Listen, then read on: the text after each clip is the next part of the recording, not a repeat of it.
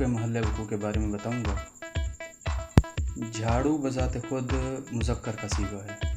مثال کے طور پہ ملازم نے جھاڑو دیا، اور اگر یہی جھاڑو خاتون خانہ کے ہاتھ میں آ جائے تو یہ نہ صرف صیغے تبدیل کرتا ہے بلکہ اس کی حالت بھی تبدیل ہو جاتی ہے، اور پھر اس پہ ریاضی کے 4 اصول مسلم ہوتے ہیں۔ سب سے پہلے ضرب، اور پھر اس کے بعد نفی، اور ان سب کو اگر جمع کر کے دیکھیں تو جسم تقسیم در تقسیم ہو جاتا ہے۔